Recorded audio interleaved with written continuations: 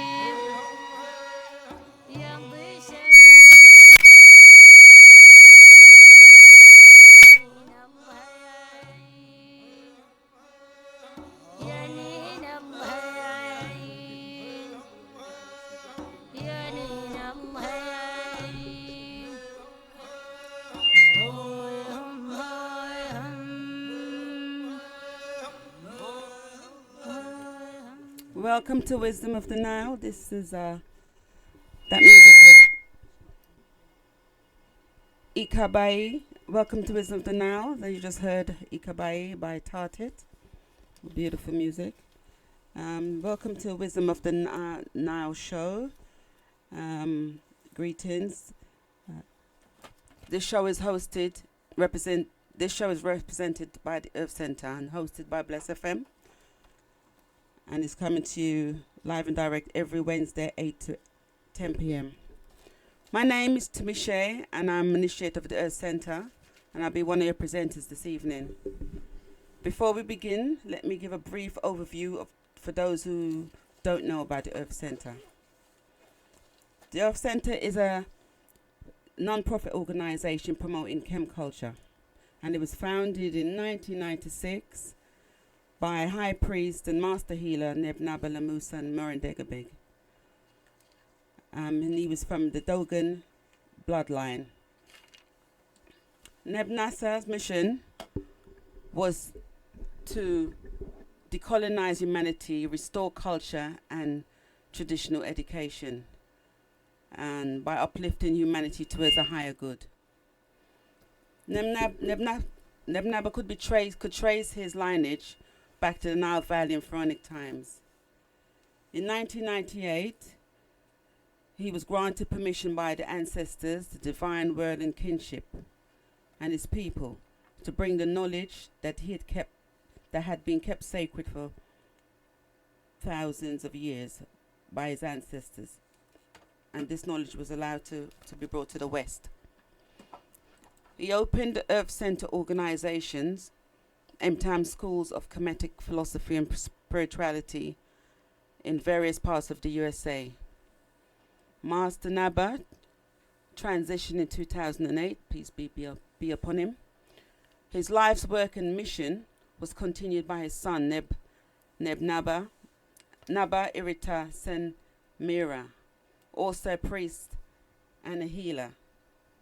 He's also our current teacher within the Earth Centres. He has continued to open schools in USA, London, Canada, and another soon school to be opening in Coventry, the UK. The EC has 4 branches. The first one is MTAM, which teaches traditional education. Which teaches 3 separate classes through the MTAM School of Kemetic Philosophy and Spirituality. The classes are Medumayet, which is the foundation level. It's humanity's oldest language, otherwise known as hieroglyphics, which helps the brain to understand clear concepts. This class also teaches history and philosophy. This class is the cornerstone of the organization. The second class is called Sunt, that teaches traditional healing, the preservation of life, knowledge of nature, and how it connects with humanity. This class also teaches the process of diagnosis. The third class, which is called Katibi, which teaches about spirituality, meditation, strengthening the body through physical poses. This is where yoga, qigong, and tai chi, those kind of things originates.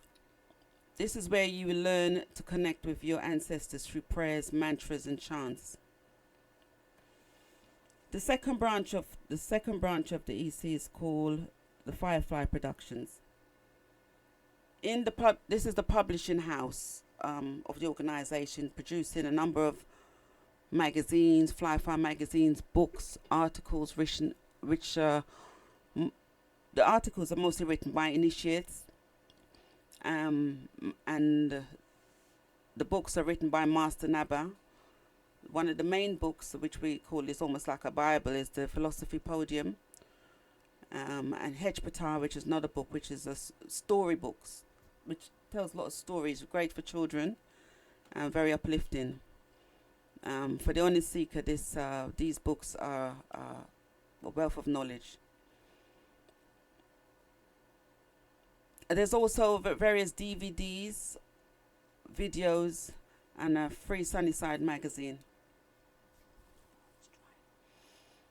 The third branch of the EC is called the Ancaster Natural Healing, which provides natural medicine based on knowledge passed down from generation to generation. This branch also includes annual pilgrimages, which is also open to family, friends, and those who wish to return to Merita to learn the knowledge.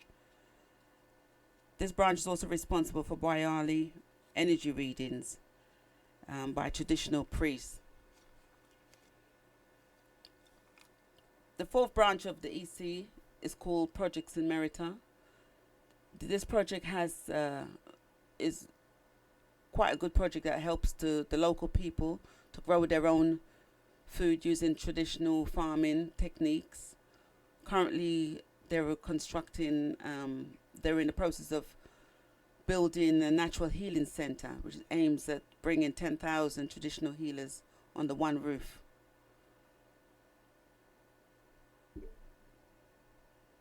And this is open to all members of the public, regardless of your culture, religion, or race. Generally for those in need. They're currently building wells and maintaining traditional practices. As you can see, the Earth Center ensures that we're trying to bring back the natural balance to humanity through nature.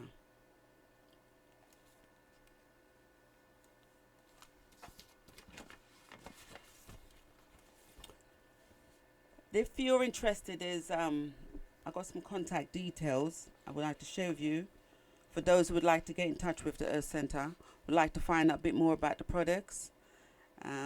That's an offer.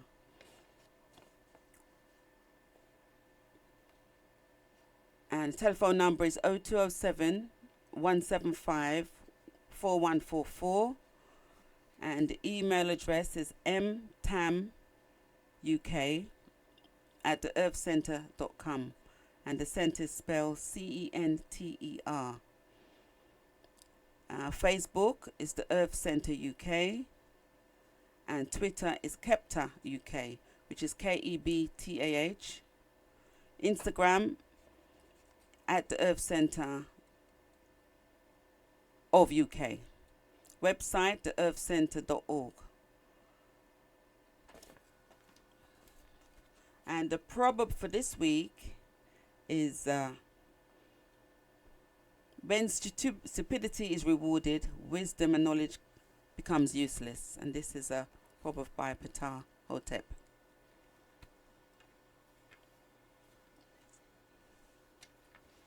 Once again, if anyone during the show, people would like to phone in and speak to any of the presenters, the number is 07944 431 366. I'll just play a little music. Oh, the number is 079 444 331 366.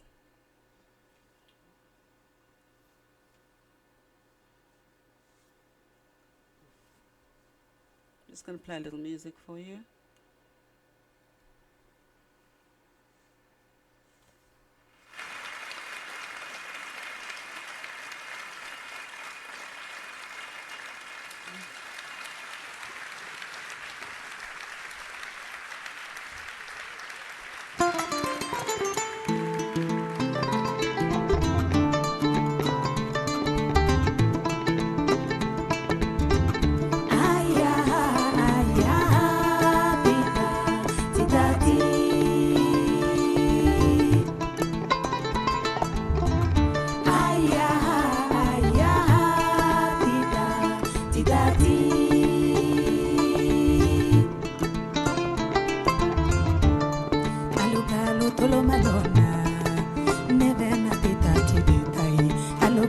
Tolo malo na jeli ba ko de betita tifo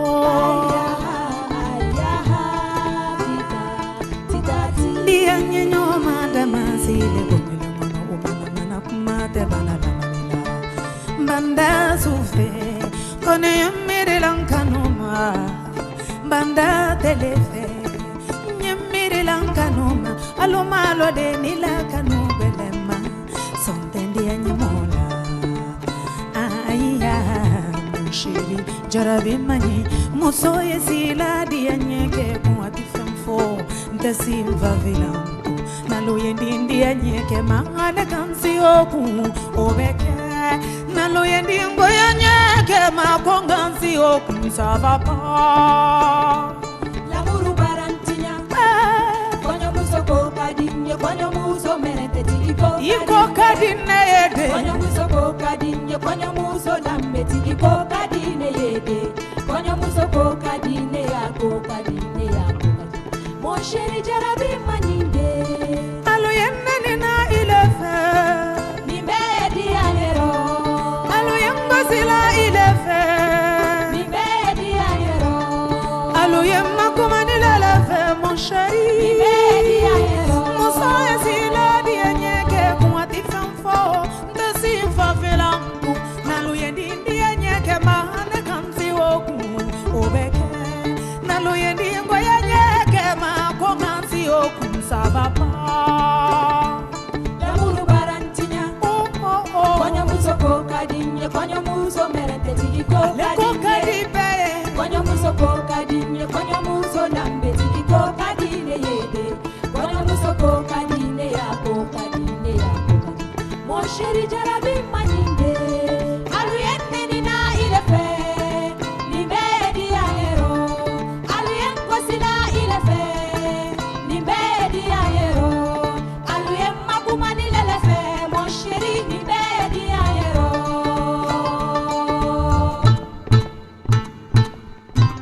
oh tanti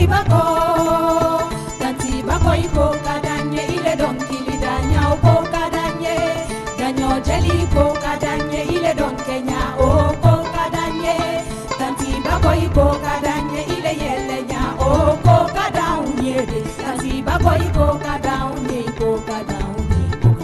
mon chéri jarabi manyinde mon chéri jarabi manyinde mon chéri jarabi manyinde iduma yenkanu jarabi manyinfa mon chéri jarabi manyinde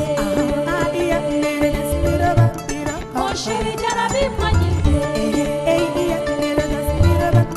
mon chéri jarabi manyinde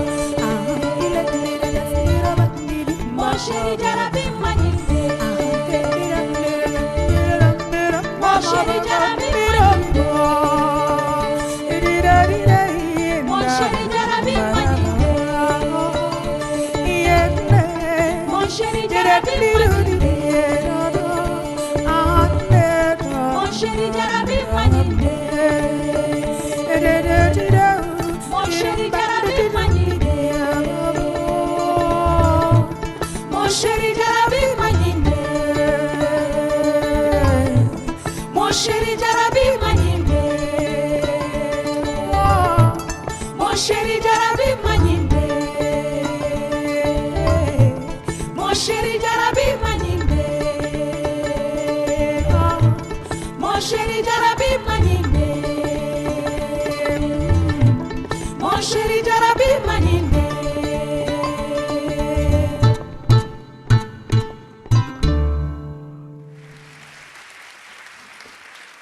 merci. Welcome back to the second section of the show. That was a beautiful song by Rekia Traore. Be introducing. This is the spiritual part. This is the spiritual part of the show, which is our brother One Love. We're dealing with the importance of spiritual days. Of holy days. Spiritual holy days. Brother One Love, I'll pass it over to you. Ujai to the listeners. And I must say, we are covering a subject which is a very, very special part of the Kemetic calendar. And we in the West refer to these days as holy days, as in holidays. And I'm going to give you a short description of what appears in the Kemetic calendar and the reasons why these days are called holy days. And just for reference purposes, the publication called The Rising Firefly contains an article called The Important Holy Days of Tahuti Pinet, and Ateri.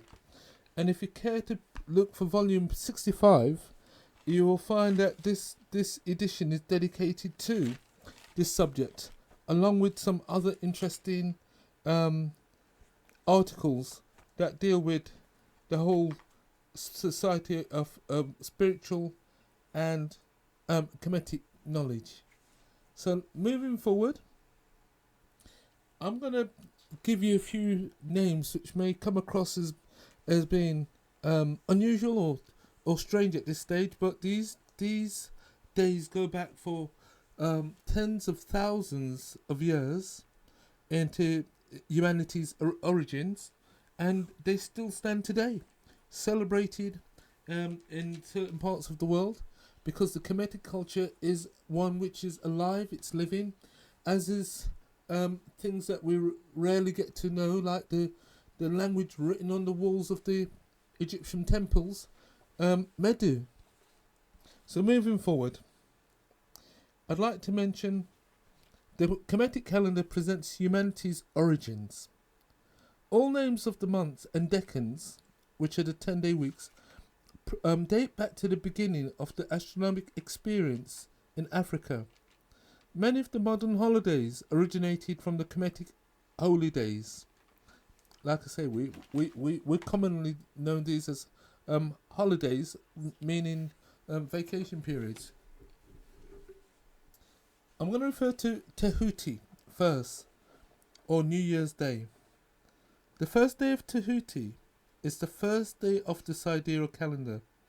Because the Earth does not rotate around the Sun at a constant speed, measuring time based on this rotation gives an incorrect measurement. The sidereal calendar is based on the Sirius star and the Orion constellation, and uses the exact cycle of the helical rising as the basis for its time division. This day is well indicated for spiritual initiations. So, the point that I'd like to make about that is that whereas we in the so-called modern world give a lot of credence to the Julian calendar and the 365 days a year, nobody stops to mention that it's a very incorrect way of measuring time because of this, the Earth's rotation, and that by relying on something that's very specific, such as the Sirius star and the Orion constellation, the Kemetic sidereal calendar has got a basis which has stood the test of time. There's another day, which is known as Tehuti Ninth, or Fish Day. And Fish Day is the day everyone eats fish as a symbol of the equality of all humans in the eyes of gods. One is not to kill or eat land animals. Today, one should eat fish and give it to family, friends, neighbours and passers-by. I'm going to move on to describe a few of the extracts taken from the Firefly, but let me just mention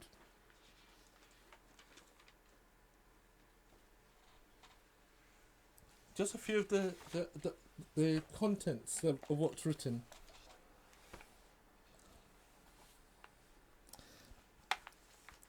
Fish Day. Fish Day has been celebrated for more than 45,000 years as the Sebit Day, spelled Sebbit. On this day, everyone from the pharaoh to the farmer, besides vegetables and cereals, will eat fish. Humanity celebrates this day as the day of reconciliation between mankind and all the animals living on the land. On that day, we honour every land animal that has red blood and breathes with lungs, moves on land, and as any expression as creatures advancing on divine paths. According to ancient scripts, the 9th of Tehuti is the day mankind refuses to feed on any animal belonging to his world. One eats fish as a symbol of equality amongst all humans in front of gods. One shares fish plates with friends, neighbours, and passers-by. The day of Sebit is, in reality, a spiritual festival with values and elements that belong to the initiatic world. Everyone can benefit from the spiritual advantages by practicing the Sebit, meaning refusing to eat any animals that bleed blood, breathes hair, and inhabits the same environment that humans do on that day. I'm turning now to another day called the Day of Hermes, spelled Heermes. Now, the 19th day of Tahuti, otherwise known as the Day of Hermes, is the day the 77 commandments were introduced to humanity. Now, in the Western world, we've often heard of commandments, but we're just familiar with the 10 commandments. As this knowledge will explain, those 10 commandments, and indeed much of the biblical story, derives from something a lot more, which is the foundation of humanity's spirituality. And it comes from this day, the 19th day of Tahuti, and it comes from the 77 commandments. This day is a celebration of human morals and intellectual qualities. The Day of Hermes is the day humanity decided to differentiate themselves from other species through the quality of the civilization it was constructing. The ancient scripts say that the god Wusa was the one that brought the commandments to humanity. Originally, humankind was living a rudimentary life completely based on instinct and emotion. The god Wusa brought the future perspectives but by offering humanity the capability of not only approaching the world of gods, but also by being part of the perfect model of existence. I'm going to say that again.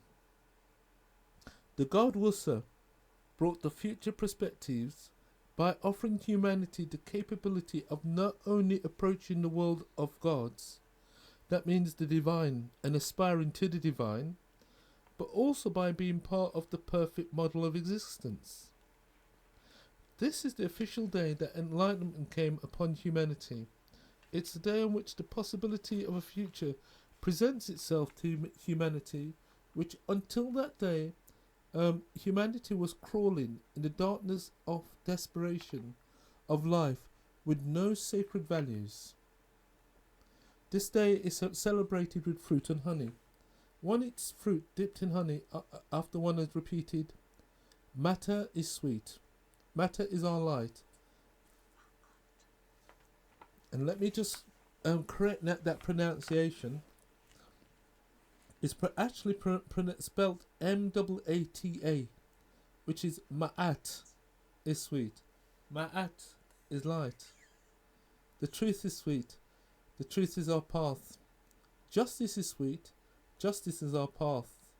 Goodness is sweet. Goodness is our path. And just to say, apologies for that mispronunciation, as I got a good poke in the chest to let me know that my pronunciation from this Western world was corrupt. So, for listeners, you've been given that correctly now. The 77 original commandments have been translated and are now gathered in the form of a poster, and it can be purchased from the Earth Centre. And for those people who are listening, you'll be given the details for the London Temple or the office for the London Earth Centre, based in Leighton, and you're invited to come along on a Sunday between 10 and 4 o'clock, where you'll be able to take part in what are ongoing learning and gaining of traditional knowledge, and also there are products such as the Sidereal calendar and the 77 commandments which are available. Now, just to continue, all of this is very interesting, very, very interesting stuff. And again, it's the Rising Firefly, and I'm reading from volume number 65. I'm talking to a very important day, which is the day of the death of Wusa. It's described as the 17th day of Ateri, spelled Ateri. It's a very special day, known as the death of Wusa. It is on that sad date that the forces of evil, represented by the sterile and jealous god Seth, marked a victory over the good and vital forces of the world. Wusa, the godfather of humans, has been deceived and put in a coffin and thrown it into the Nile River. The river dragged him into the sea.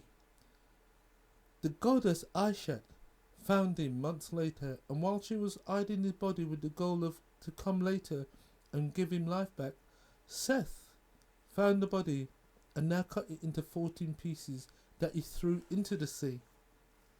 The god is dead, and in the world of the dead, he found himself with new obligations set by the creator gods.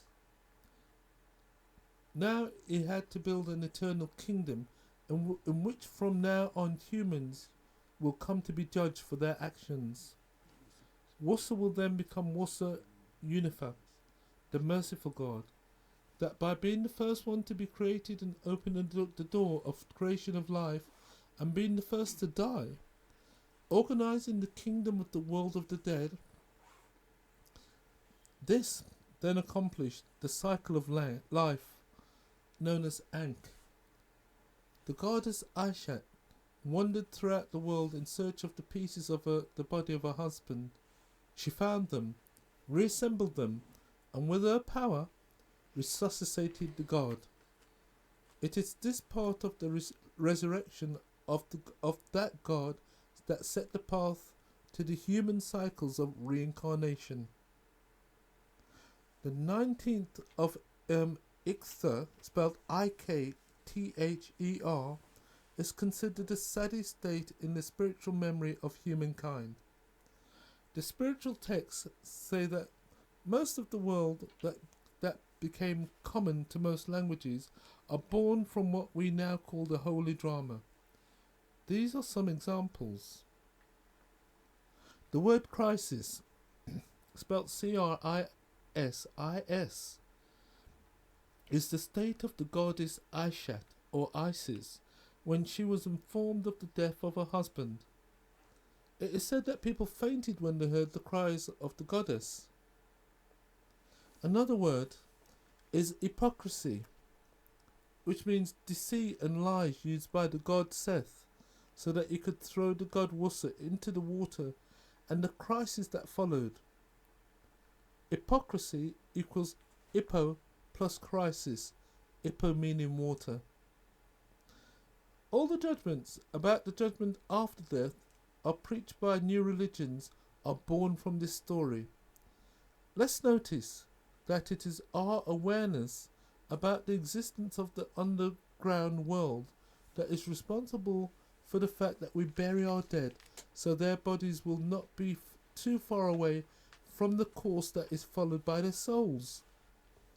The Europeans only started burying their dead around the year 320 AD of the Gregorian calendar. The European ideology later on presented Wusa as the god of the dead, simply with the goal to discourage our understanding of that god that dies to judge the dead and resurrects for our redemption. I'm going to repeat that because it's a crucial point, because most of us associate death with the act of going away, never ever to come back. And in the Christian religion, death is seen as something that is not to be considered. But listen to what this passage is saying. The European ideology presented Wusa as the god of the dead, simply with the goal to discourage our understanding of that god that dies to judge the dead and resurrects for our redemption. Just to continue now, the day of the 17th of Ikther is a mourning day and a day of sadness. Generally, one fasts. Not eating, not drinking, smoking, or being involved in sexual activities from sunrise to sunset. This does not include the night. One spends the day in lamentations and prayers before breakfasting the fast, for breaking the fast at sunset. All those times in human history when our ancestors sustained a harmony amongst themselves, their own identity and their environment, what was natural for a human being was determined by the code of human behavior. The human brain does not possess the ability to create or invent. It is completely subject to what it is exposed to. Without proper guidance, it falls victim to what is now controlling its exposure, and what is natural becomes what is a part of that exposure.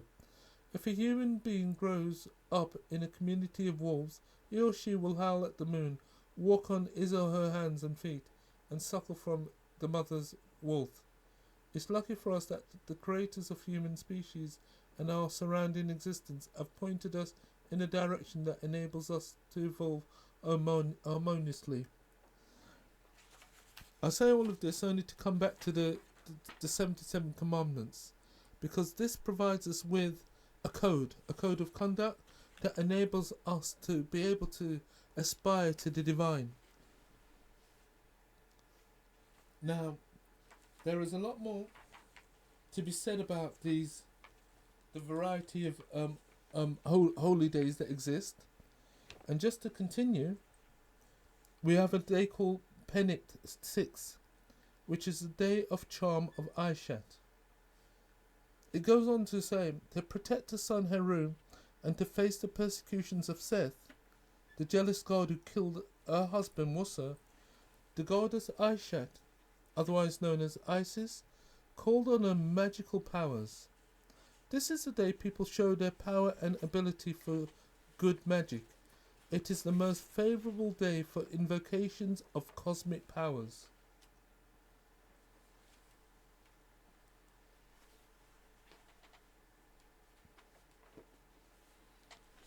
I'm coming across a lot more interesting facts right now.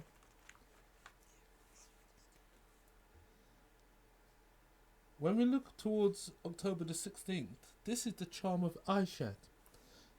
And what it's got to say about this very important date is that the 6th of the month of Fafega, the day of charm of Aishat, is dedicated to the expression of the magic powers of the goddess Aishat, known as Isis.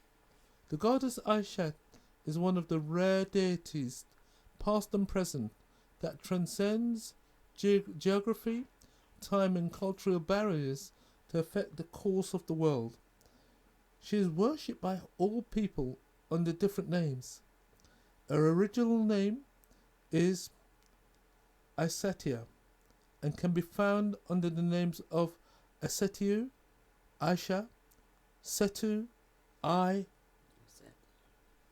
Isaiah, and more. The Greeks adopted her name under the name of Isis, Istar, Minerva, Europe, Dana, Alcmene, Leto, Semele, Coronis, Mary, etc. Aisha is remarkable as the mother goddess, provider of love and protection. Every human being can be put in the position of the godson Heru as the result of the incomparable love between a dead god, meaning Musa or Osiris, and the powerful goddess, whose love is so strong that it could snatch her husband from the hands of death.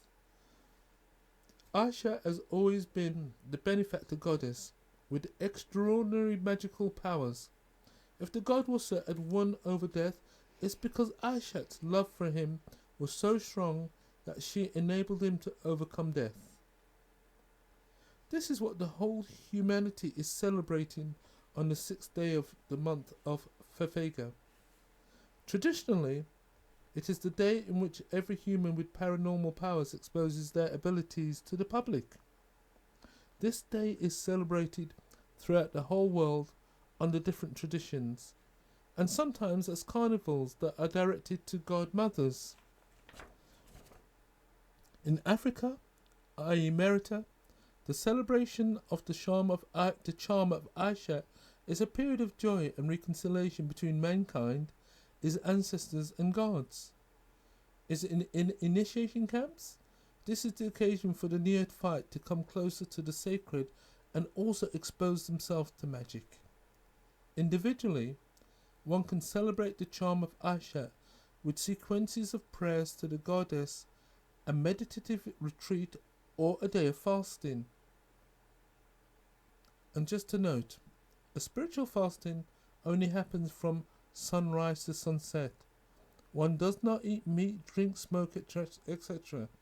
And at sunset, one can organize a feast in the name of the goddess.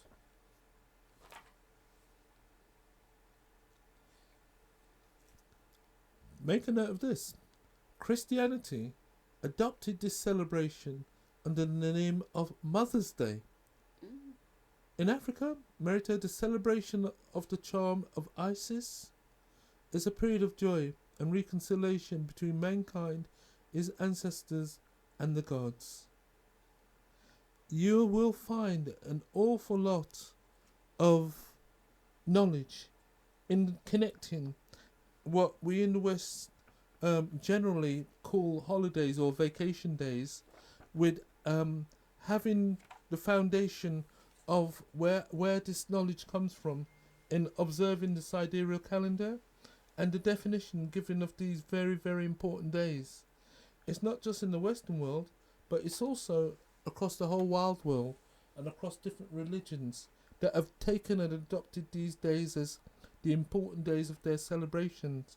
Indeed, many of the ceremonies that we witness amongst different religions originate from the observation of these spiritual days, the very important holy days of Tehuti, Penip, and Ateri. So, if but for gaining what happens to be the truth, and there's a lot of truth seekers out there. There's a lot of people who want to find out where the true knowledge comes from.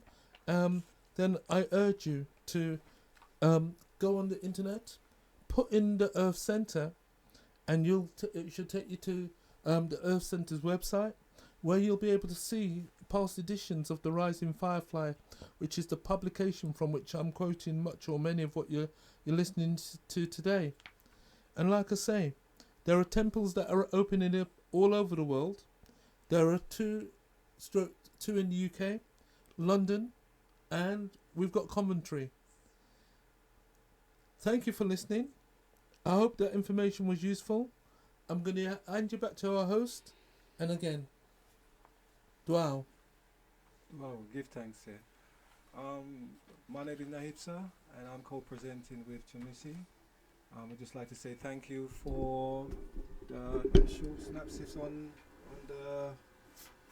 the importance of our spiritual holidays. As the Europeans would say, it's their holidays.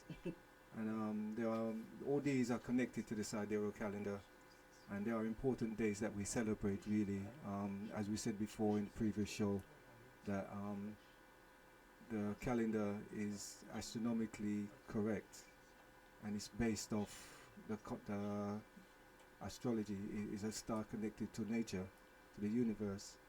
So we recognize the significance and the importance really of the dates then that are listed on the calendar, and the calendars can be purchased like from the Earth Center, and the school is in Leytonstone. It's 21 Sunnyside Road, E10 7BB.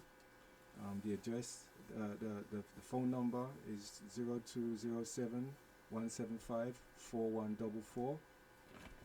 Email address is mtamuk at the Herf Center, center spelled center.com. And on the Facebook page, it's the Herf Center UK. And on Twitter, it's Kebta UK. On Instagram, it's Instagram at the Herf Center of UK.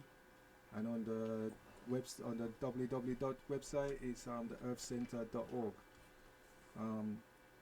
All podium, the philosophy podium, the initiatic tale, the 77 commandments, all the fireflies, the sunny side, all these and others alongside with products from the Ancaster side, herbs, which is good for assisting in healing your body and helping you to kind of say to maintain good health. That all could be purchased like from the Earth Center. Well, we have products there, as we said, in the Leytonstone Temple. So that's the address and the phone numbers that you can actually reach us on, really, right?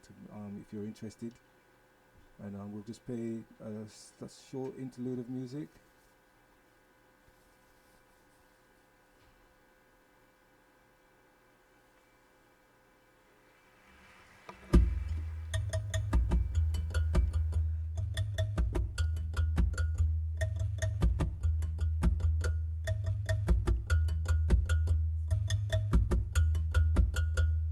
Wolofade nyokongonye otiche kabande o manache kabande disangele mbito kongo juguro wolobande fitina ye otitugu kabande o manatugu kabande disangele mbito dibijuguro wolodene duwalenye otifile kabande o manafile kabande disangele mbito nyero sumaro balimade yiri sumama otinugu kabande o mananugu kabande disangele mbito tele jugu koro gende demba u gende surambali Africa unite gende demba u gende surambali Africa unite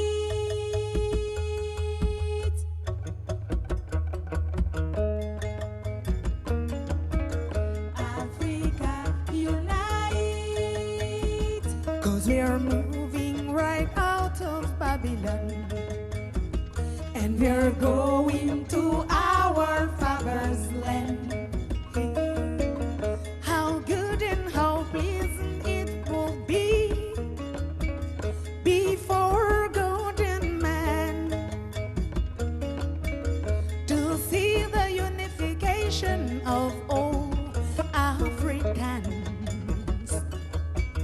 As it's been said already, let it be done. We are the children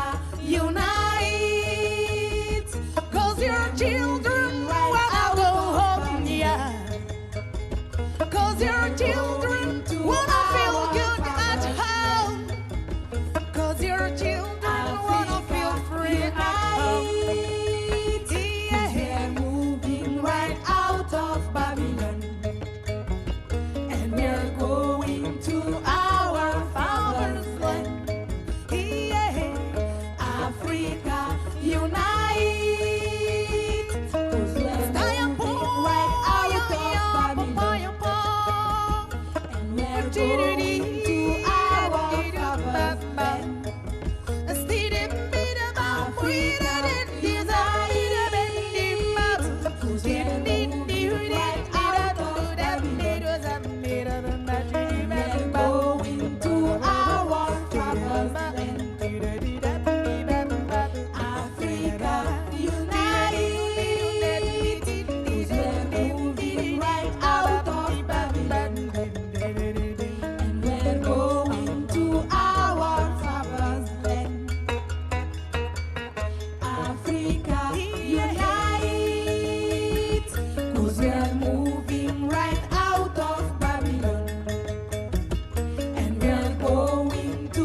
our father's land.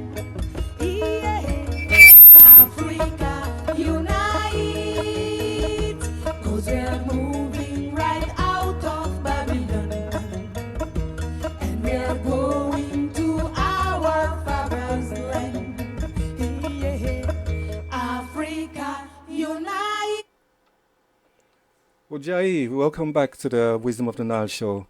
And in this section, yeah, we'll be having an interview with one of our initiates from the States, Chicago, and basically, as we said, that we have a host of schools all over the world now, really, in the UK, in Canada, and also here in London, England. Yeah, our initiate really.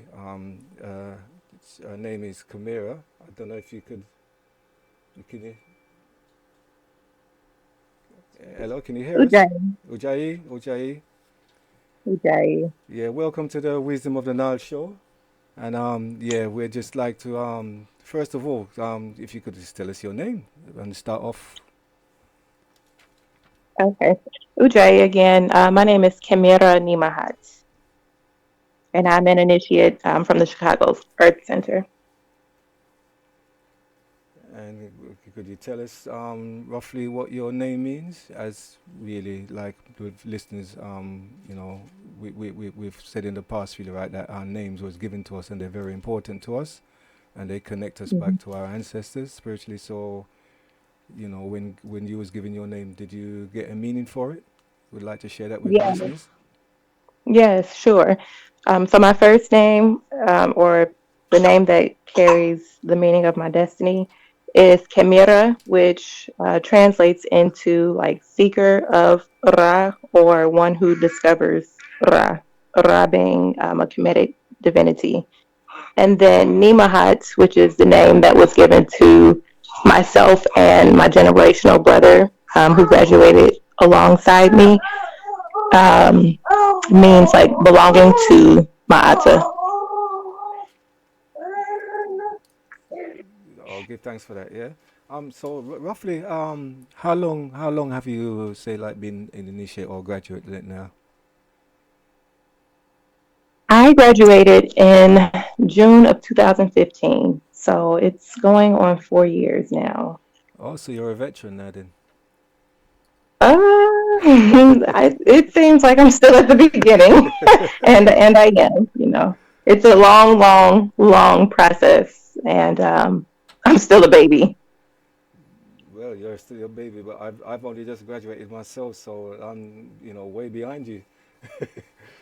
So there's a lot Okay, there's a lot that you can teach me.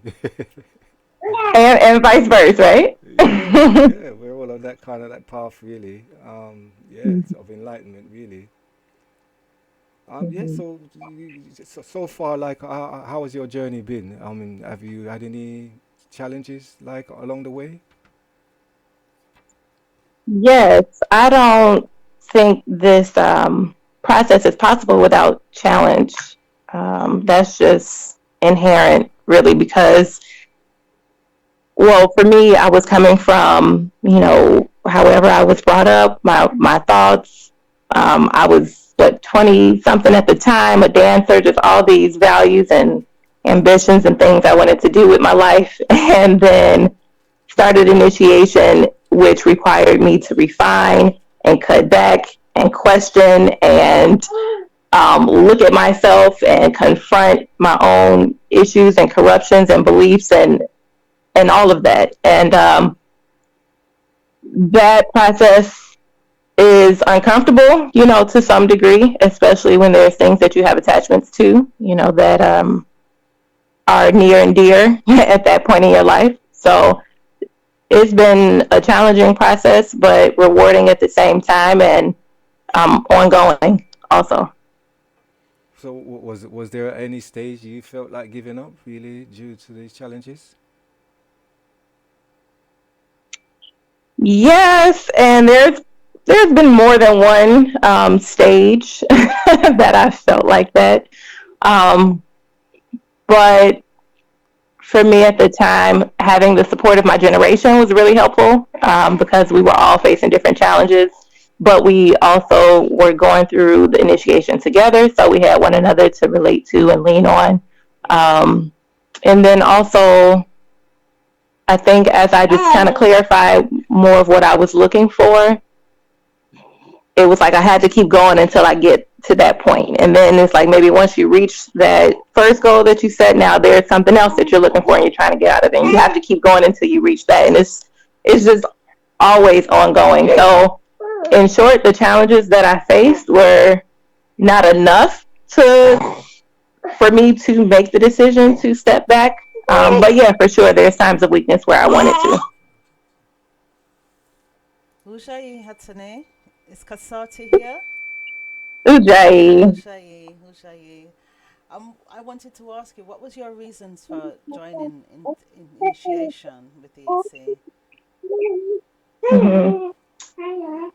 When I decided to join initiation, I would say maybe a year or more prior, I had started to question my own upcoming and my own upbringing, my beliefs, what I was raised, because there were just some things that I needed answers to. And so I started doing my own research, and surely enough, I started meeting people that were, you know, going on their own spiritual journey as well. And this process led me to Merita. So I started looking at just sort of broadly traditions of Merita, cultures of Merita, different spiritual practices, etc. And as I continued my search, I encountered the Earth Center at a vending event. It was during the Kwanzaa season. And I went and sat in on a class and just started to become more familiar with the Earth Center. And it seemed like the Earth Center was offering a lot of the answers that I was looking for, as well as I was really, honestly, quite intrigued by the initiates that I had encountered, because there seemed to be something different, I guess, about them. There seemed to be some level of refinement or like dignity that I was able to appreciate. And so just upon looking more into the Earth Center and staying around, I made the decision to start initiation for myself so that I could become more, just have more insight. And then once I started, things really started to open up, and it just made sense for me to be there. Okay, well, so what experiences have you had with family and friends who are not in initiation, with you being in initiation? I'll start with friends because that's the most simple one to start with. My friends, which I don't really have a lot of friends right now. I have sisters or brothers. I don't have so much friends. But at the time that I started, the friends that I did have, they were pretty supportive. There were more that I would talk. There were certain ones that I would talk more about initiation with. And those were the ones that, again, were on their own spiritual quest and sort of understood what I was seeking and what I was needing. So they've been very supportive.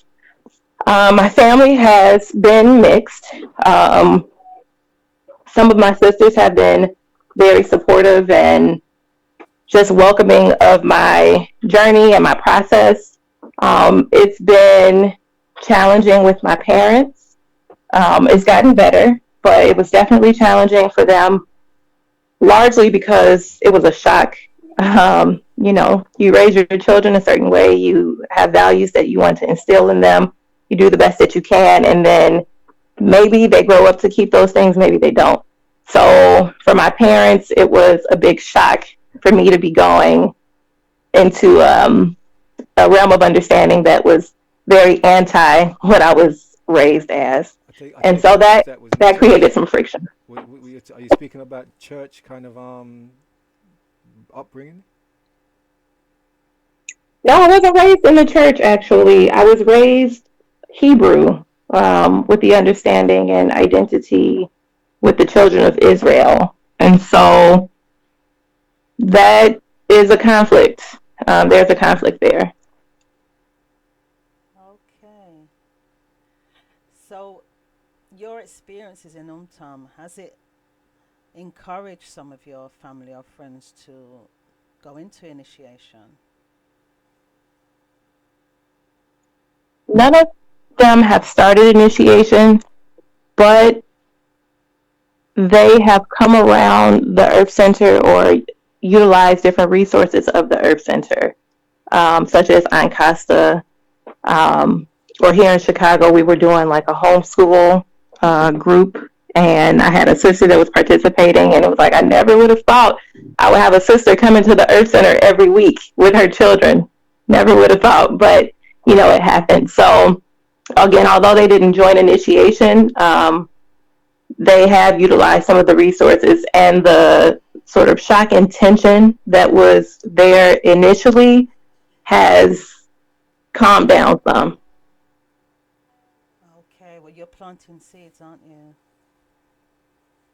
I'm hoping so. So, what, is there any reason why you would not encourage others to join initiation?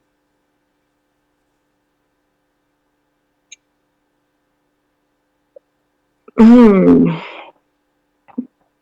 The one reason that comes to mind that I might encourage someone not to join initiation is if if it's not for themselves.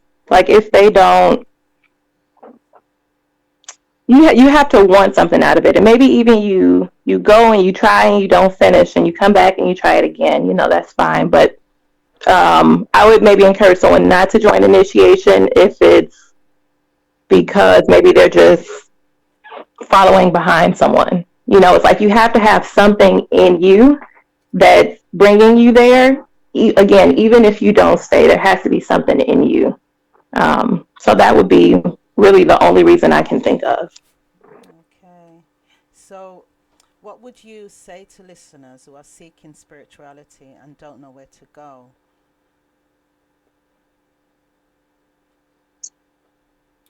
Well, I would say that one, you guys are, I would say, very fortunate to be hearing about the Earth Center, even if the Earth Center is not currently in your location, but you're listening into this radio show. You have the website. I think the Earth Center is absolutely a great place to start or continue your quest, um, because it is a quest, and it's also so much information available on the web, and it can be difficult and tricky trying to sift through the information and figure out what you should follow, what you shouldn't follow, what makes sense, etc. And so, um, if you guys are hearing about the Earth Center, I think this is a great place to continue your research, because it is truly, truly an amazing organization. And the fact that it is founded by a priest and healer from the tradition speaks magnitudes, because it's not like someone's learning from a book, or had to read about it. This was founded by someone who lived it, and it's so much bigger than even just one person. So, again, I would just encourage you guys to look more into the Earth Center, and don't give up on your search, even when things get tough and when things get hard. Just keep at it. So, sorry, Kamira, I can hear your lovely little baby in the background and wondering how have the challenges been as a mother and going through initiation? Yes, this is my lovely, soon to be 1 year old. And children certainly bring a different dynamic, um, because, you're managing motherhood, which is major, and also trying to be a student or be a teacher or whatever it is, that is called of you. So it's challenging, but it's also rewarding because we have a community of children here, and it's really beautiful to see how much of a head start they're getting. So any of the challenges that even I face, like on a daily basis, or I'm trying to teach and she needs to nurse, or whatever those things might be, um, they're minimal, they're small, compared to the fact that both her and her sister are being given a head start. They're being raised in a way we're doing our best, but they're being raised in a way that's going to help them understand what reality is, what values are actually important, how to live a principled life, and all of these things. So it's really, really beautiful. So is it something that you would also let your children go through? Like, as we know back in Merita, they really like initiation is done from a very young age. Would that be something that you would encourage your children to go into then? Absolutely. I don't see any other option. The only thing is, hopefully, the plan is that we're not here in America too much longer, where they would have to go through the initiation in the fashion that both my husband and I have. But absolutely, there's no way that I could withhold these gems from them. That would be a disservice to them. Absolutely. And in regards to their names, I understand they have Kemetic names. Yes, So, they do. yeah, could you explain how they received their names? Yes. So their names were received through the priest performing an earth energy reading. I don't know if you guys have talked about Bayuali readings or not on this show, but in short, a Bayuali, or what's called an earth energy reading, is a very, very, very old science where essentially anything that's of nature can be, the history of anything can be found in the earth, through this science. So when my children were born, um, we, were in touch with Ancasta, which is the branch that handles these readings, and specific information was collected, such as parents' names, time of their birth, etc. And the priests consult the earth in order to find out who this being is that is returning. What is it that their destiny requires of them?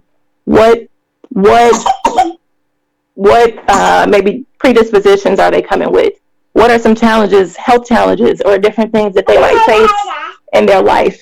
And all of this information gives us as their parents sort of a roadmap, on how we need to like raise them and best give them the things that's going to support their destiny and make sure that they're able to fulfill it.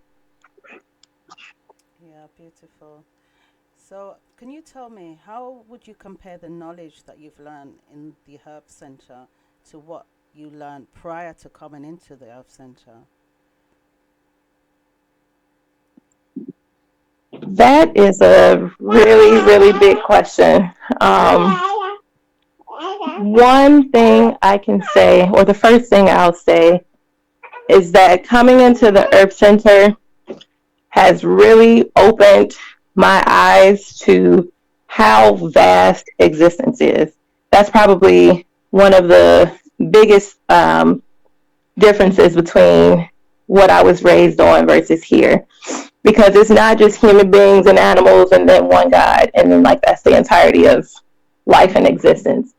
There's so much more to it. And that was one of the most eye-opening things for me.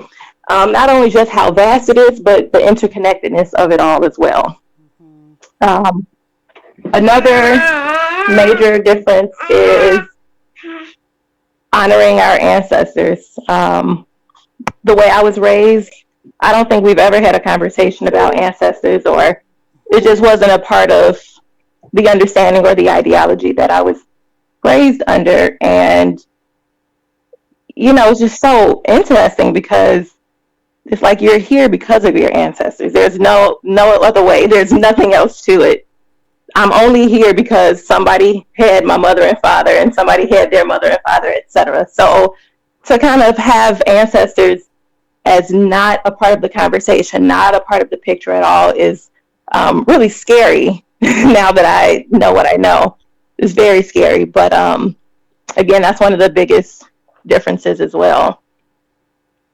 We're made to kind of to believe, really, right, that once we die, that's the end of it, and there was nothing before us, and there's going to be nothing after.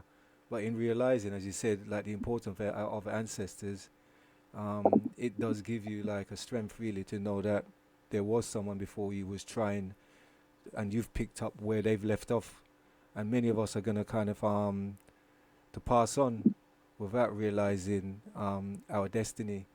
So it was interesting when you were speaking about your children's name, and that's very similar to how our name was gotten, really, wasn't it? When we were given our Kemetic names, spiritual names. Yes. Mm-hmm. And I heard you mention that your husband or your partner is also an initiate as well. Did you both graduate at the same time, or? Yes, he is an initiate also. He graduated 2 Chicago generations before me. So were there many in your generations at the time when you went through your initiation? We started off with about 14 or so, and over time dwindled down. At the time of my graduation, there were 2 of us that graduated, both myself and my generational brother. However, there were 2 other initiates at the time that we had gone through 2 of the 3 classes with together. One of the brothers is actually still in initiation, and the other elder that was in the classes with us is no longer.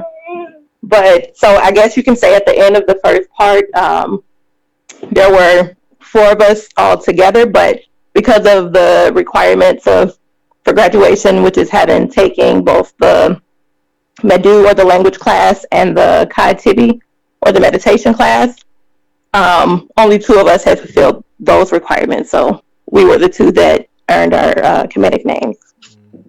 So are you thinking of going to the next level now, or are you going through that process now? I'm sorry, could you repeat that? No, I said, are you thinking of going to the next level, the Inishifi level, or you've not considered that yet, or are you currently doing that? Okay, yes, I am doing that now, which is it's a different process in the sense, well, in many regards, but it's more of an individual journey, and the classes are not as like every week. Whereas in the Parank level, you meet every week, etc. Inushifi has its own rhythm. But yes, I am currently taking Inushifi classes. So, as a mother going through with children, how did you cope though with kind of say doing the 2 things? Well, okay, let me start. So I have a 4-year-old, a soon-to-be 4-year-old, and a soon-to-be 1-year-old. Yeah. So when I graduated, I had just had my first daughter. Oh, so after. She was maybe a month and a half. So I did get to go through majority of my initiation in the Parank level without having a child, and then I became pregnant toward the end. Now with my second daughter, who again is soon to be 1, that's been different because I was teaching at the time that I was pregnant and after I had her, and it can be hard, but it just requires you to be more dynamic, and it's also really helpful when you have sisters at the Earth Center that can come and pick up the baby when you need them to, or just work together with you. Because we're all in the same position, those of us that have children and are trying to continue our initiation. So having some support there has been really helpful. And then my husband's also helpful. So, have you been to pilgrimage yet, Atene? I have many moons ago. It's Okay. been about 6 years, which is much too long. Oh, wow. So, how was that experience for you? Eye opening again. It's like this whole process has been very eye opening. That was my first time traveling outside of the country, so I really didn't have a reference point too much for like interacting with other cultures and other peoples, not outside of the states. Mm. So to see and be a part of like a very different way of life, it's shocking just to see how different the lifestyles are. And you can read about it, you can learn about it in class, but it's like until you are there and experience it yourself, you really don't get it. You Mm. really don't get it. So I definitely developed a stronger appreciation for people's work ethic there. I got a better glimpse of what it means to actually survive, and how much I don't know how to do that in nature. If you take away the conveniences that the Western world Mm. affords us, Yeah. Yes. I would be lost. And that's sad and embarrassing to say, but it's true. So it was quite eye opening. Yeah, it was very eye opening. But But the tools that you've been equipped with now in initiation, that will enable you to live a life there, would it? Yes, to some degree. And then there's just I think, more day to day things that you just have to learn as you go, like how to build fires, how to withstand the weather, um, just how to interact and survive in that environment. Yeah. so is that what you're working towards, though? Kind of immigrating back, or not? I would say immigrating back, or returning back Some home. kofa. Right. That is the goal, actually. My husband and I are in current discussion about what our plan is, setting some timelines so that it's not just open ended, and it's something that we can actually, work toward, especially for our children. And, things in America are just becoming really, really, really sad and crazy and scary, honestly. So, yeah, like I said, we're in current conversation and planning about how we can make our escape. Hmm. Yeah, it is going to be an escape, really, isn't it? Because the entrapment of the system, it does kind of make us want to stay here, doesn't it? As you say, for what we see as being comfort, but really it's kind of dumbing us down. It's a control mechanism that they've used to keep us here. And when, as you say, when you go there and you see what's there, being able to grow your own food and actually eat your own what we would call a food, as opposed to the processed stuff that we've been given here. Um, Right. we're so dependent on the media, the social media, that kind of network, the phones. We store everything into those things. They're really right, and they're able to control us by these things, these superficial things that they give us. So Hmm. to appreciate, like, say, simple thing, but life itself, yeah, is, as Hmm. you say, your first time experience. I mean, I came from the West Indies, Jamaica. So before I came here, I had a little taste of what it's like to kind of to live in a free environment. Well, at the time, that's what it was. And coming here to learn and to see basically how we've been, all that freedom has been taken away from us. And Hmm. it's very superficial, because without money, we can't exist here. Whereas Right. back Right. home, there's always that chance of survival. Hmm. So, like, in being here, is like your work ethic. Is Are you trying to do something to go back down there with a skill or something that you can then use to finance yourself when you go down there? Sorry, could you repeat No, the my last question is question? like your time in America then, yeah. Is that you building yourself so that when you return back home, you can have a skill, something there that you can do to sustain yourself? Yeah, and that's definitely like the, I'd say, big part to figure out. Fortunately, my husband's business has flexibility where it doesn't just have to be in America, um, or where he can travel and still have other people working here. For myself, I have maybe certain skills that I can take over there, but I'm still trying to figure that out for myself. I'm not really sure what I can bring to the society and for like to be able to sustain us. I'm not totally sure about that yet. 'Cause that will be the challenges, though, isn't it? I mean, many of us here we pack up and go home, and only to go down there and realize really right that because we've been so conditioned by the Western society, we struggle to get our hands dirty. Mhm. You know, Mhm. so Right. Yeah, it's like if these things were, if money was not a part of the equation, we could just get up and go. If getting there was the only thing we had to do, then it would be finished. But like you're saying, it's how are we going to sustain ourselves while we're there? And we still have to live. Unfortunately, colonialism has spread all over. So, they have to contend with that there too.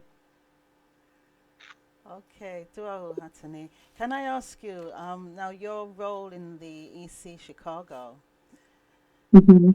I believe you are chair. Is that Yeah, correct? Yeah. that's I'm time director. I guess that's the official title. So each location has a time chair, which handles the marketing and sort of outreach of the educational branch, and then I interact with all of the chairs um, to help propel that process. So how many temples, schools are there in Manu? There are, okay, there's Chicago, New Jersey, San Diego, Baltimore, and then Canada. So there's 5 schools altogether in Manu. Okay. And there's one in New Jersey as well, you said. I'm sorry, what'd you say? New Jersey. Yeah, so our New York location actually recently relocated to New Jersey, um, which is close by to New York. Okay, okay.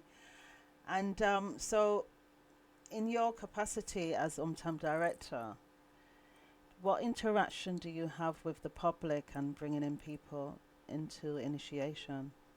Hmm. So there's a few different ways that we interact with the public in effort to spread the awareness of the education. One of those ways is through vending. So especially here in the summertime in Chicago, that's a very busy season for us. And we will attend different events or different festivals where we are able to set up a booth and interact with the public, um, promote our products, promote different events that we may have going on at the Herb Center, etc. And that's actually the second way is through hosting our own events. So we actually have an event this coming Saturday. It was a 2 weekend event called Experience Africa. Oh, Um, and the first event covered, things about health, how to do ablutions or the spiritual purifications. There were other workshops. And then this weekend, we will have Kai Tibi or meditation workshops for adults and children. We will also have, different conversations throughout the day, how to set up a prayer space, etc. So hosting our own events is another way that we interact with the public. And then also through our marketing on social media and via email. We do have a Facebook page where we're able to post the events that we're having in Manu. Each school can post their events. Also, just share different initiatic information with the public, share articles, we have the public can send us messages with different questions, etc. So that's another platform that we utilize to interact with the public, as well as YouTube and Instagram. Okay, do well for that. Do well. So, Meaning, are you finding a lot of people are gravitating more towards spirituality now in the United States rather than religion? you know, I don't have like an official way of comparing per se, but what I can say is that we, especially recently, have been getting a lot of calls at the Earth Center with people that are interested in initiation. Mm-hmm. It's always interesting to see like how things go because we're actually gearing up to have an orientation this spring, and now it's like even though we haven't started promoting that we're having an orientation, it's like existence is sending people our way. It's like the timing is right, and now people are just riding this wave. And so we've had a lot of interest being expressed through people calling the Earth Center, asking about initiation, when is it starting, etc. So, I mean, in that respect, I've noticed an increase. Um, I can also say maybe even if there's people that I've interacted with that maybe are not going toward traditional spirituality, but they're starting to denounce religion. And so maybe now they're just in this middle place, undecided. But I am starting to notice a little bit more from my own connections that people are starting to denounce or at least start to question religions. Yes, yes. You've been that firefly then that's been setting the path for others to follow then. I'm sorry, my I'm sorry, I'm holding my daughter too, and so sometimes it's hard to hear you when she was just talking, so I didn't hear what you said. No, I was saying you're being that firefly, setting the path, opening up the path for others to follow. Uh, that's the goal. Doing my best. Yeah. Yeah, but we've yeah, we appreciate your time you've given us really on the show. And perhaps in the future we can have a second part, or if you know other initiatives that we could follow through on, you could always contact our attorney Kasati there, and she will be glad to kind of take some details from you really. So we just like to say duawu for your time and effort really, and sharing your initiation experience with us, with the listeners, and hopefully they appreciate and see that it's a journey worthwhile making from what Mm-hmm. you've said, from Mm-hmm. your own personal experience. And so we would just like to say, bless up to your family and your husband and everyone over there in the States. Mm-hmm. Duawu for having me, and for sure we will be bringing other initiates this way. You know, everybody has their unique experiences and exposures, and um, I think the more people that there are to communicate and share their experiences, the better, because everybody's going to resonate with somebody differently. So, yeah, we'll definitely be bringing people your way. Yeah, because I mean, like, I know as the question that was asked before, that how do you inspire other people? But I mean, your journey itself, really, they can see that you've gone through your challenges and you've made it through to the other side. And Mm-hmm. yeah, there are a lot of people there that's wondering, I've got children, what do I do? Can I do it? So, it's very inspiring hearing your journey. Yeah, and to the fulfillment that you've made it through initiation, and yeah, just say duawo and thanks for your time. And I appreciate it. Adua Huatani. Okay. May the ancestors continue to guide and bless you and get you to Merital, you and your family. Yes, we are. And we will speak soon. And I will say Tuau, Iriru, and Emren Makaru. All right. Iriheru, Imre Iriru.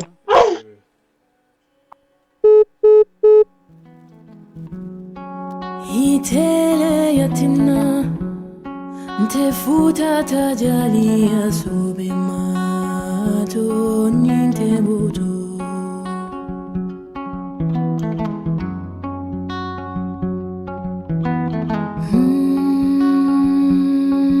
mama ke itele yatina nteye ninjalia silota kang futani na roma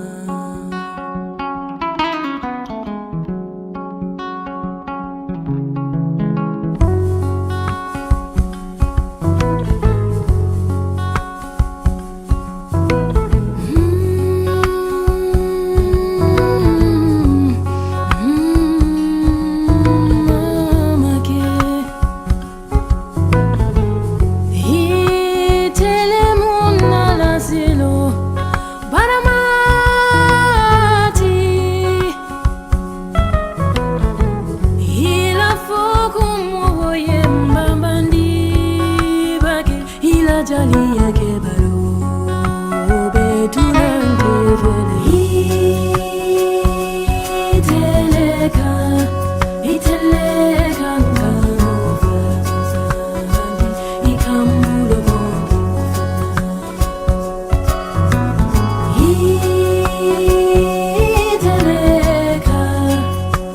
iteleka malabe kono itelebuna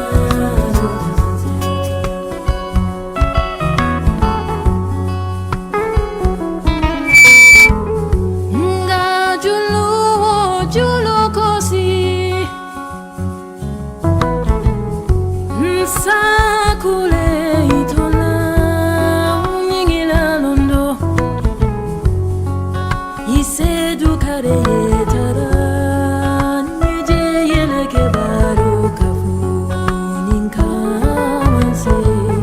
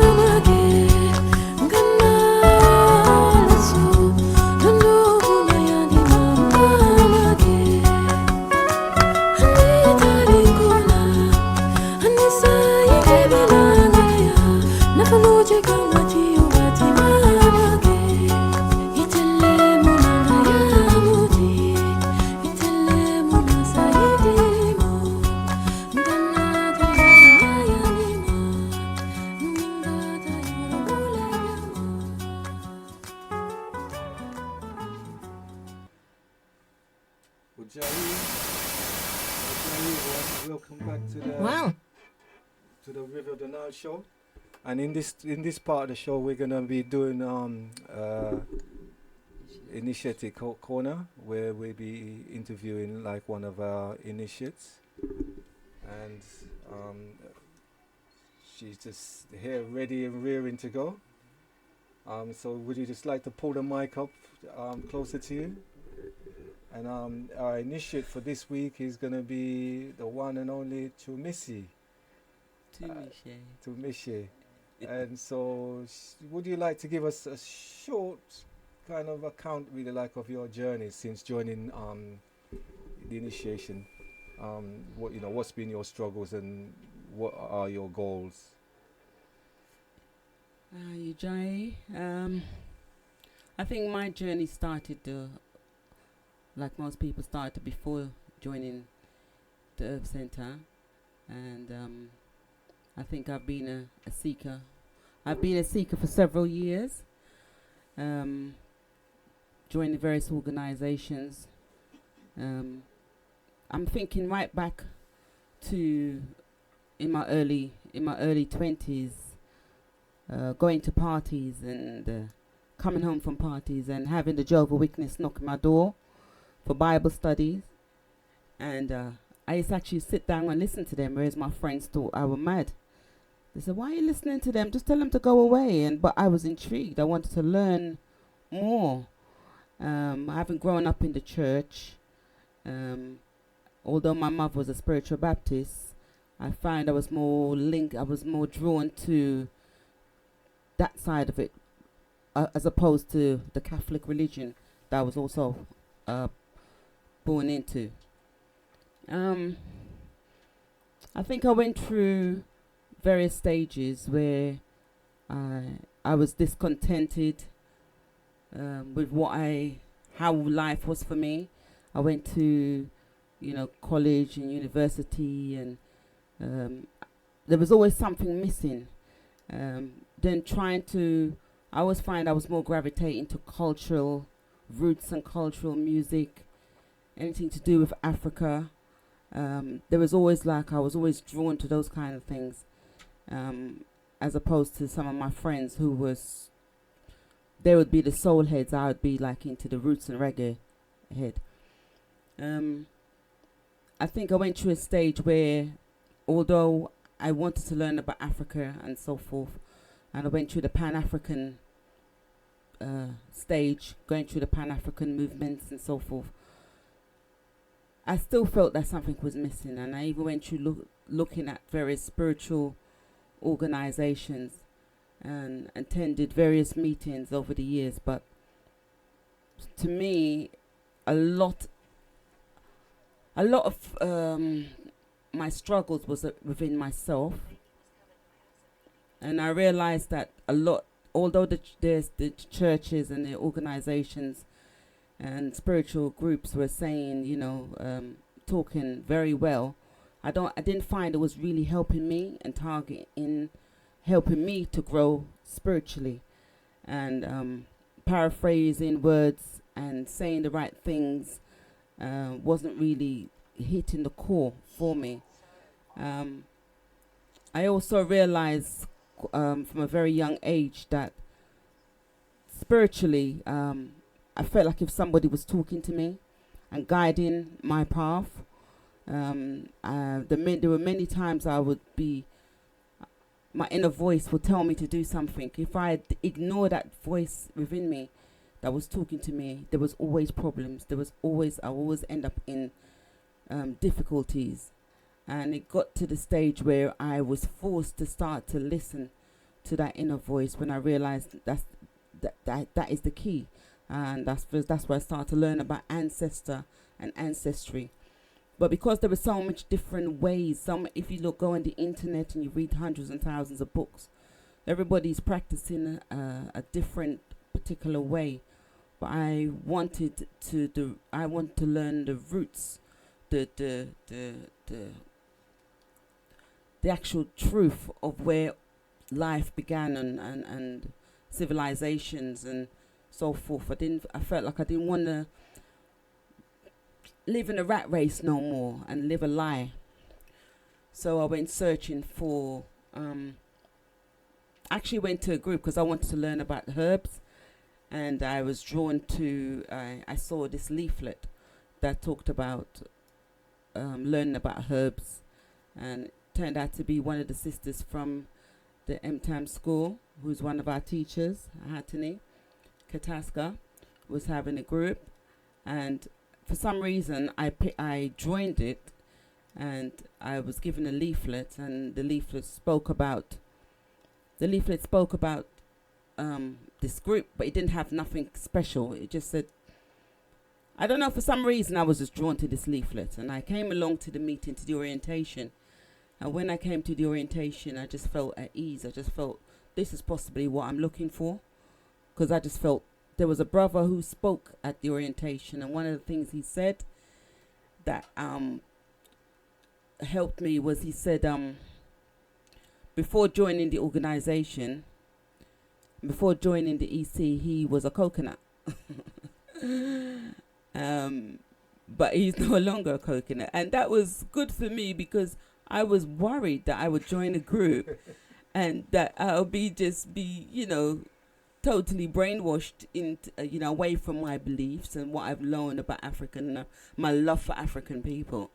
But in fact, what I found was that after joining the organization, the history and the information I learnt about African history and African people and worldwide, you know, was beautiful for me.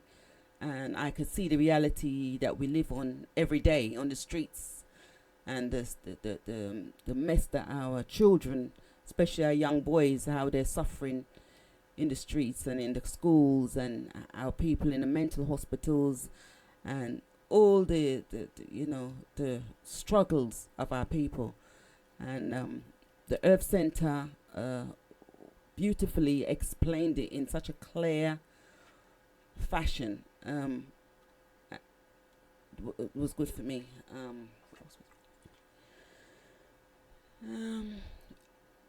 Since joining the organization, there's been many challenges. I found the first year, I'm saying the first year, I've been there a year and coming up a year and a half. Yeah, almost 2 years, coming up a year and a half, 2 years now, isn't it? Yeah. And I thought I was going to go mad. There was the Medu Mait, learning the hieroglyphics language was like, I've never been really academic, but learning this language, I was like, oh, I would never get it. I was tearing my hair out. I felt very frustrated. The challenges of trying to complete certain pieces of work, and it was just all too much for me. But there were times I never really felt like giving up, but I did feel like giving up, if you understand. There was times I was very frustrated going in, but as time went on, it's like a puzzle started to come together, and I started to understand what I had to do and what was needed, and I realized that the Medu language helps to clean or send blood to various parts of the brain that's not normally being used. And I think that what was happening with me. I was going through a brain cleansing, and you know, and then holding on to old beliefs and challenges was very difficult. But the main thing for me, I think I've gained is the ability to work on myself, and you really look at the 77 commandments. Although it's a lot to learn, there's simple ones that make you stop and think a lot about yourself as an individual. You know, people are the other initiates are very supportive, and what I love is the fact that we're all at different levels, but no one really judges you. And it's been really, really helpful. I've been able to learn at my own pace, but yet challenged to develop myself further. And that's it, really. I don't know what else. If you want to ask something. Yeah, well, no, that was very interesting, really. So, but you're still here, kind of pursuing your dreams, your goal. Yes, really. yes. I don't see myself going anywhere. I feel every day I'm learning. Every day I feel like I'm growing in myself, and I'm taking things at my own pace. And it's the beauty. I'm actually looking forward to going to Merita one day, and I'm looking forward to graduating, because as yet I haven't graduated. I actually did not pass all my exams last year, which I knew I didn't. I have a feeling I knew I wouldn't pass. I passed one, but I think I'll probably do better the second time round. you know, I will do better the second time round, and I look forward to graduating and getting my graduation name. And I think my ancestors will be very pleased, because they've done so much to get me here. I think the final straw for me was they wanted me out of the matrix and wanted me out of the mainstream work I was doing, and I wasn't paying attention. And the last straw was that they broke my foot after 3 weeks after going back to work. And I realized by then they're trying to silence me and keep me quiet. They're trying to get me, Giving a new direction. giving me a new direction. And I think, yeah, I'm hearing them now. And I think the most best thing for me as well is the ancestral prayers. Learning the ancestral prayers has really helped me to connect. And honoring your ancestors and learning how to honor the ancestors. yeah, and all the chants. How does that make you feel, really, like knowing? I have a sense of confidence within myself, knowing that there's some support for me, that all my challenges and things that I'm actually doing is not in vain, and that there is a plan for me, and I'm right here where I'm supposed to be. My ancestors wanted me here, and that they know the challenges that I will need to go through.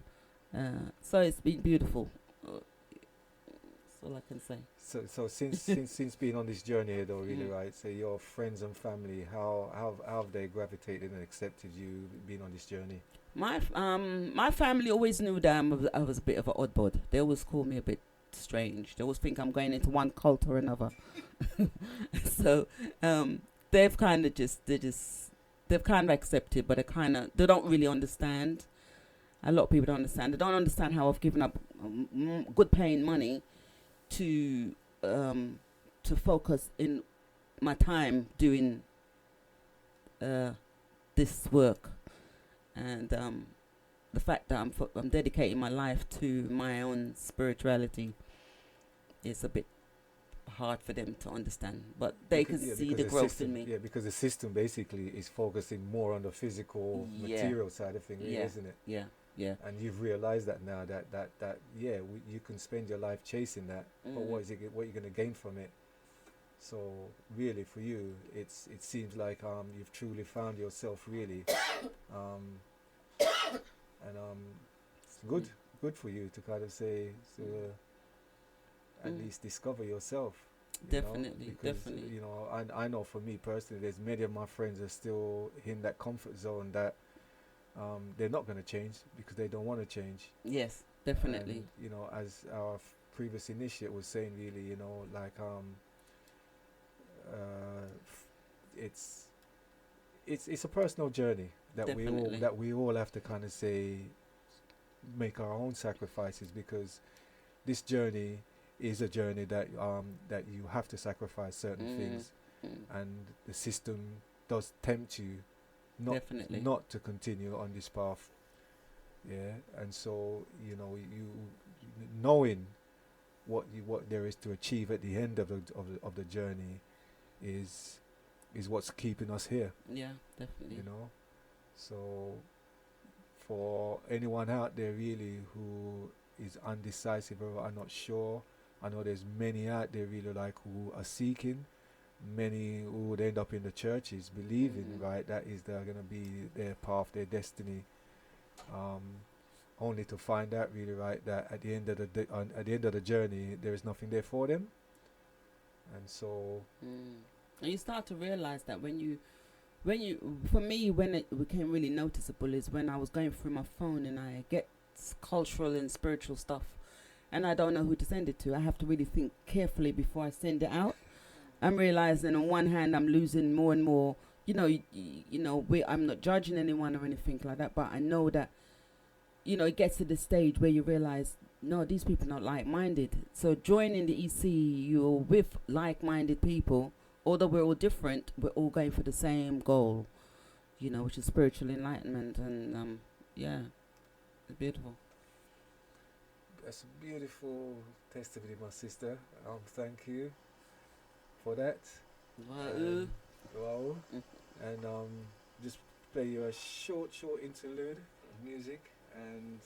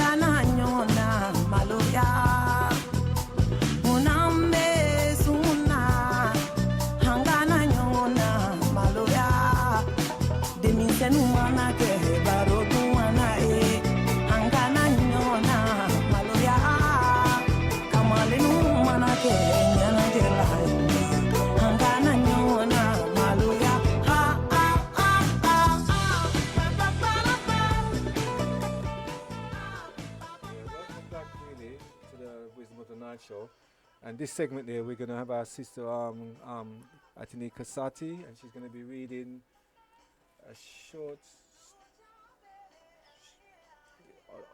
story on the homage to the woman. Go hand you over.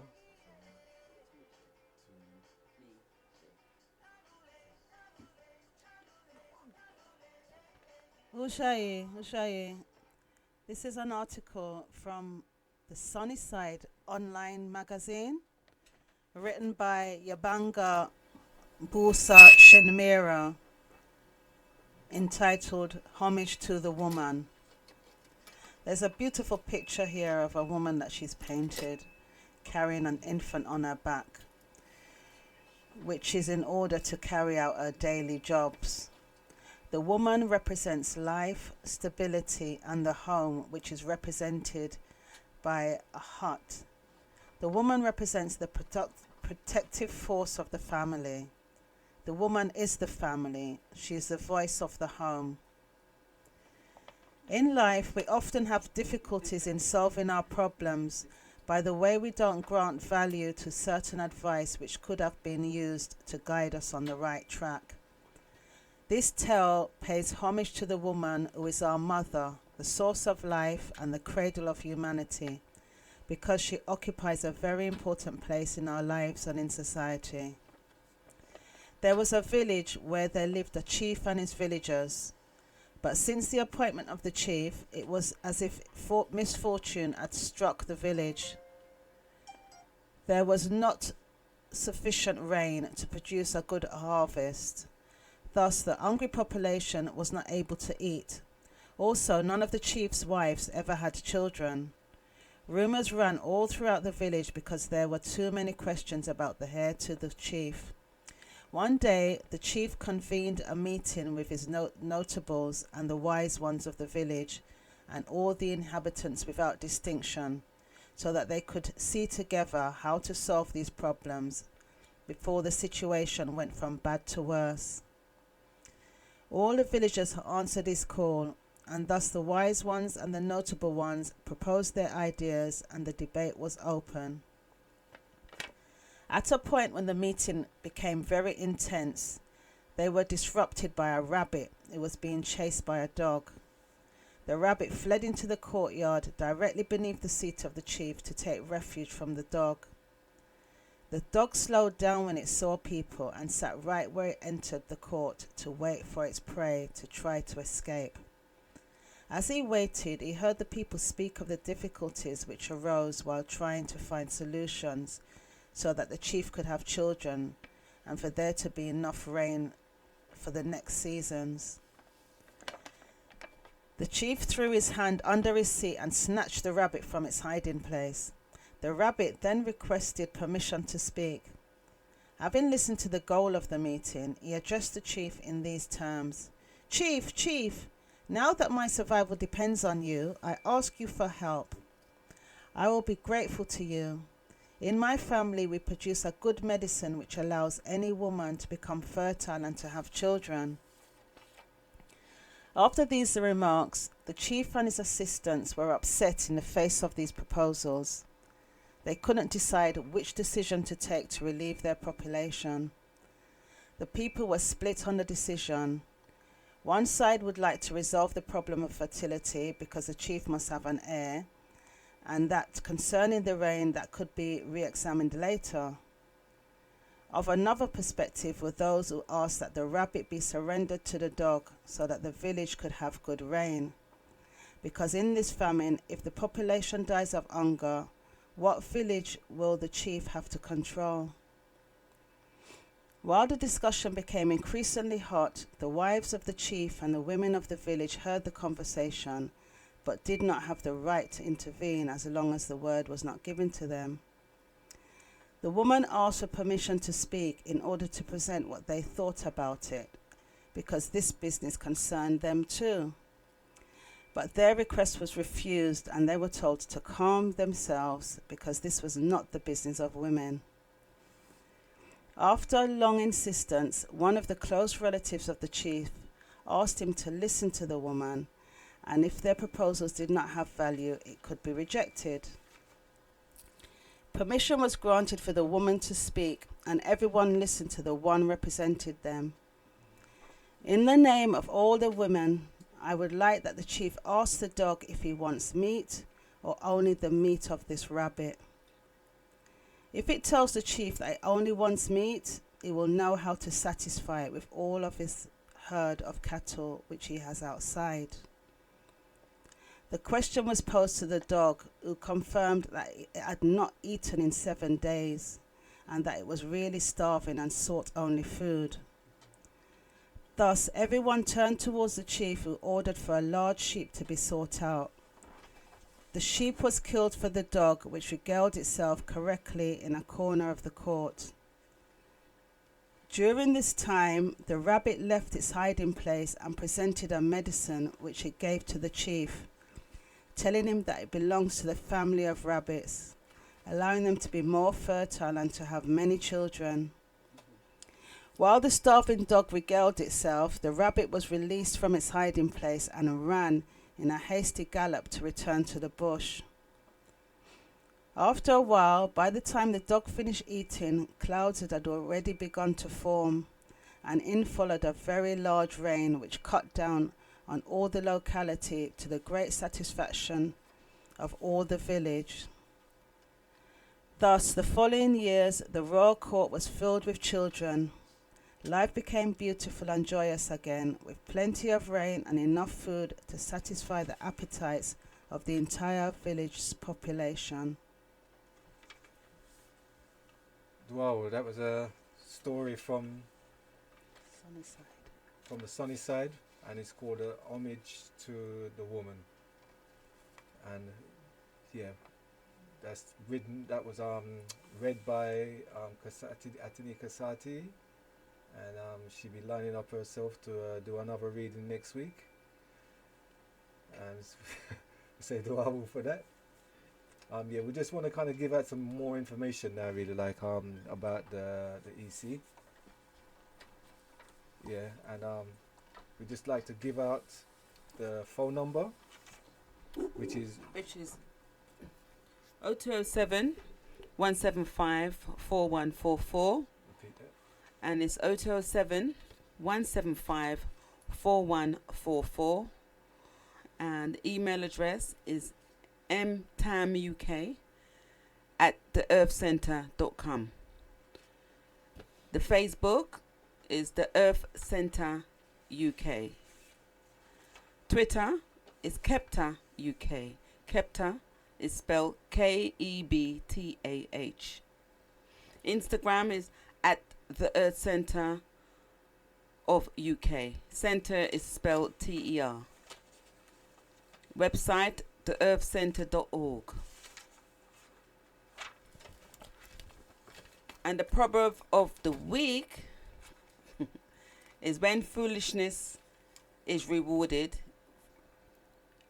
wisdom and knowledge goes out the window. That's kind of paraphrased, but it's perhaps Ptah Hotep. Thanks, Duao, for that. Yeah, the proverb is when foolishness is rewarded, then wisdom becomes useless. And that is my Hotep. Yeah, we're coming to the end of the show now, really, and we would just like to say duawu for our caller from our international side. That was Kamira from USA, I think it's Chicago, and she's been an initiate since 2015, and as you can hear, she's still on her journey, and she's encouraging everyone else really who's a seeker that according to her, she's found a direction, and so as the rest of us here in the studio, really, like we seem to be all on the same path. And for my co-host Chumisi, Dwao for listening. We hope you tune in again next week. Yeah, it's great, that continuous learning. And we'd like to say from our next initiate who done a nice reading for us. Tuau Irero.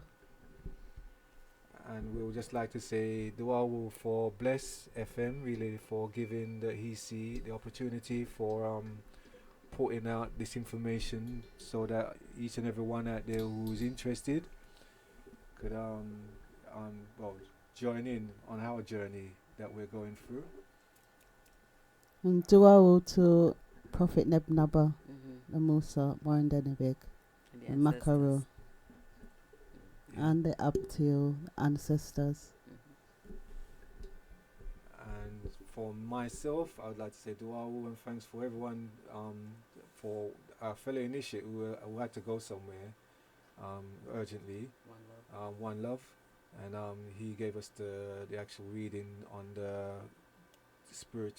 our spiritual days, which is connected to our calendar, and there is a lot more from the calendar, spiritual days that we recognize, which is important to us, because as we say, we it gives us that concept or that knowledge of knowing where we are in time and space, and the system that we're being governed under. There is no time reference connected to anything out there, really, right? So we have our 77 commandments and the philosophy podium, the initiate tales, like the Firefly magazine, the Sunny Side. All these could be purchased, really, like from the Herb Center.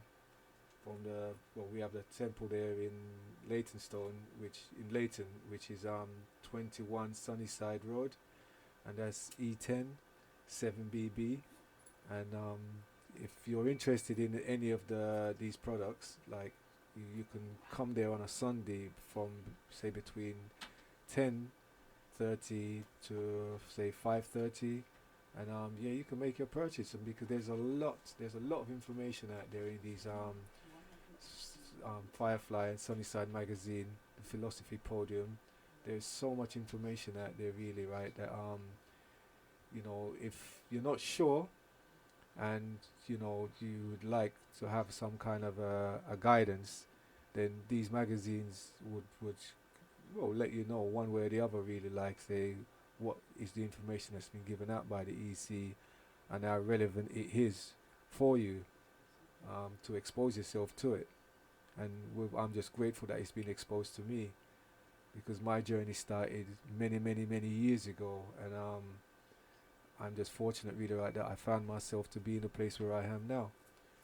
So I would just like to say, from Bless FM and the Earth Center, this is the Wisdom of the Nile show, and we'll see you again next week.